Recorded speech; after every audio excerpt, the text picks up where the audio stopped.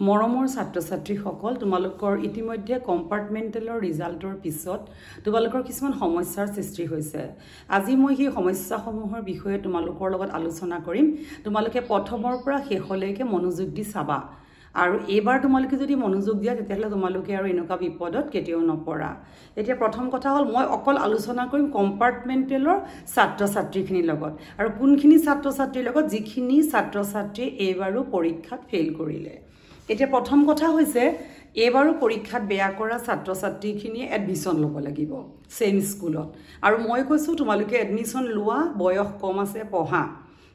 আৰু তোমালোকৰ কি সমস্যা আছে তোমালোকে সমস্যাখিনি নিজে নিজে বুজি লোৱা যে কি কাৰণে তোমালোকে আকৌ পৰীক্ষাত ফেইল কৰিলা তাৰ কিছুমান মূলে আহিছে খবৰ যে বহুতে কৈছে বাইদেউ আপুনি কৈছিলে পাস কৰাই দিব আৰু একগৰাকী ছাত্ৰ বা ছাত্ৰীৰ মুৰু বেয়া লাগিছে মেছেজটো দেখি যে লেটাৰ পাইছে ফাৰ্ষ্ট ডিভিজনৰ মাৰ্কস পাইছে তথাপি তেওঁ মেথছত বেয়া কৰিছে গতিকে মই খুব বেছি দীঘল এটা ৰিপ্লাই লিখিব পৰা নাই তথাপি মই ছাত্ৰীগৰাকীক বা ছাত্ৰজনক সুধিছিলো যে তুমি মেথছত একেবাৰে বেয়া নেকি যদি একেবাৰে বেয়া তেতিয়া হলে পুনৰ চেষ্টা কৰিব লাগিব আৰু যদি বেয়া নহয় বা ষ্টুডেণ্টজনে জানে বা গাৰ্জেন্টে জানে বা টিচাৰে জানে নিশ্চয় তোমাক সকলোৱে এটা ক'ব তথাপি তোমাৰ উপায় আছে তুমি বাৰে বাৰে চেষ্টা কৰিব লাগিব লিখি মেথছ প্ৰেক্টিছ কৰি পাস কৰিব লাগিব আৰু বহুতে ফাৰ্ষ্ট ডিভিজন পাইছা 55% 50% 40% কোনোবাই এনেকৈ কৈছে বাইদেউ আপুনি কোৱামতে কৰিলো ভগৱানৰ কৃপাত পাস কৰি গলো সঁচাই ভাল লাগিছিলে মোৰ যে ভগৱানৰ কৃপা অৰ্থাৎ আমি কৰা কামৰ লগতো ভগৱান সদায় জড়িত হৈ থাকে বুলি আমাৰ বিশ্বাস গতি এতিয়া আমি আৰু বেলেগ কথা লৈ নেযাওঁ পুনৰ মই আমাৰ যিখিনি ছাত্ৰ-ছাত্ৰী উত্তীৰ্ণ নহল আকৌ ফেইল কৰিলে সেই ছাত্ৰ-ছাত্ৰীৰ মাজত হোৱা সমস্যাটোৰ বিষয়ে মই আলোচনা কৰিম এবাৰ আহা মোৰ বিষয়ৰ নিজৰ সাবজেক্ট অসমীয়াৰ পেপাৰখনৰ যোগেদি যিখন কম্পাৰ্টমেণ্টেল আছামিজ পেপাৰ আছিল তোমালোকে মনোযোগ দিবা মই ইয়াৰ মাজতে গোটেইখিনি কথা তোমালোকক বুজাই কম সোৱা আমি কেনেকৈ বুজিম প্ৰথম পেপাৰখনত আহিছিলে কম্পাৰ্টমেণ্টেল এক্সাম 2025 আৰু সাবজেক্টটো আমাৰ আছিল আসামিজ যেহেতু মই আসামিজ পঢ়াও গতিকে মই আসামিজৰ যোগেদি তোমালোকক জনাব বিচাৰিছো কথা একেটাই প্ৰথম দশম শ্ৰেণীৰ শ্ৰেণী শিক্ষকগৰাকীৰ নাম কি তোমালোকে যদি 1 নম্বৰৰ কোৱেশ্চন ক জাস্ট খালি লিখিব লাগে যে প্ৰকাশ গোস্বামী যদি প্ৰকাশ গোস্বামী তোমালোকে লিখা শুদ্ধ পাবা আৰু 1 মাৰ্কস তোমালোকে পাবা তাৰ পিছত আহিছিল ত্ৰয়োদশ শতিকাত অসমলৈ অহা বহিৰাগত গোষ্ঠী কোনটো তোমালোকে খ লিখিলা মংগোলীয় এনেকা তোমালোকে লিখিলা এটুত আকৌ এক পালা এটু হৈছে নিয়ম তোমালোকক যদি এনেকুৱা ধৰণৰ এটা কোৱেশ্চন আহে যে এজন উদ্যোগী হোৱা যিমান সহজ সফল হোৱা সিমান সহজ নহয় পাথৰ আলমত লিখা সেই কোৱেশ্চনটো আহিছিল তে তোমালোকে যদি সেই কোৱেশ্চনটো লিখিলে যদি নিজৰ মানে প্ৰকাশ ভংগী ধৰা প্ৰত্যেকই এনেকে লিখিব নোৱাৰিব পাৰে যে এজন উদ্যোগী হ'বলৈ ধৈৰ্য লাগিব একাগ্ৰতা লাগিব আত্মবিশ্বাস লাগিব সময়ানুৱৰ্তিতা লাগিব নিয়মানুৱৰ্তিতা লাগিব হাৰ নামানা মনোবৃত্তি লাগিব যাৰ এখিনি গুণ আছে তেওঁ নিশ্চয় পাৰিব তেওঁ এবাৰ হাৰিলেও 100 বাৰলৈকে তেওঁ ৰেডি থাকিব তেওঁ ধৈৰ্য বহুত থাকিব এখিনি কথা তোমালোকে পুৰা লিখিব পাৰিবা হয়তো কোনোবাই খুব ধুনীয়া লিখিব হয়তো কোনোবাই বুজি পেলাই লিখিব মই তেনেধৰণ লিখাৰ কথা কৈছিলো তোমালোকে কোৱেশ্চন নেৰিবা কিন্তু তোমালোকে লিখিবা যদি ধৰা ইন্টাৰনেটৰ মিঠা সুবিধাৰ লগত তিতা সুবিধা অসুবিধাও আছে গতিকে কি আছিল তোমালোকে যদি এনেকে ইন্টাৰনেটৰ যদি মিঠা সুবিধা তিতা সুবিধা এনেকে যদি ভাগ কৰি লোৱা তিতা সুবিধা তোমালোকে কিতাপৰ কথা ধৰিলা পাহৰিলা কি লিখিবা মিঠা সুবিধা আমি ইন্টাৰনেটত সকলো পাওঁ আমি ইন্টাৰনেটত সকলো কি পাওঁ যিমান মন কৰো একদম সিনেমাৰ পৰা গানৰ পৰা কিতাপৰ পৰা আৰু আমাৰ প্ৰয়োজনীয় যিমান যি বিচাৰো পুৰণা দিনৰ পৰা আমি সকলো ইন্টাৰনেটত পাওঁ এফালে যদি লিখা তিতা কি হয় ইন্টাৰনেটে কি কৰিছে আমাৰ ইন্টাৰনেটৰ ব্যৱহাৰৰ পিছত আমাৰ কি হৈছে আমাৰ পঢ়াৰ প্ৰতি ব্যৱহাৰৰ বাবে আমাৰ পঢ়াৰ প্ৰতি মন নাইকিয়া হৈছে কাৰণ আমাৰ ইন্টাৰনেটটো চাই থাকিবলৈ মন যায় গতিকে আমাৰ পঢ়াৰ প্ৰতি মন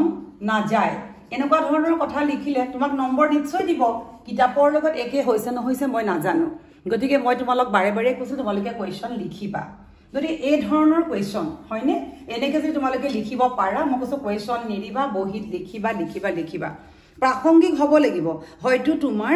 বহুত কিতাপৰ নিচিনা একে নহলেও তোমাৰ ধাৰণাটো আছে আকৌ তেহৰানৰ প্ৰাকৃতিক অৱস্থা গতিকে তেহৰান বুলি কওঁতে তুমি তেহৰানৰ যেতিয়া প্ৰাকৃতিক অৱস্থা যেনিবা পাহৰিলা যদি লিখা বহুত গছ-গছনি আছে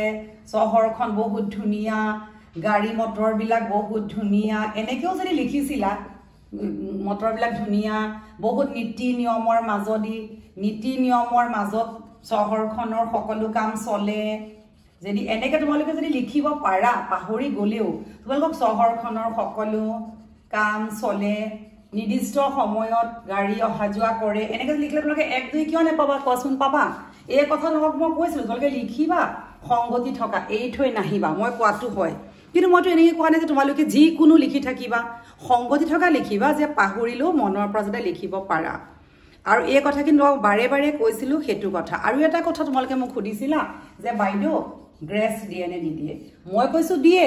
কিন্তু 7 দিব পাৰে 8 দিব পাৰে 9 দিব পাৰে এনেকেলৈকে দিয়ে মই জানো কেতিয়া দিয়ে তোমালোকৰ ধৰ দুটা সাবজেক্ট তোমালোকে বেয়া কৰিছা ধৰ দুটা সাবজেক্ট বেয়া কৰিছা দুটা সাবজেক্টত ফেইল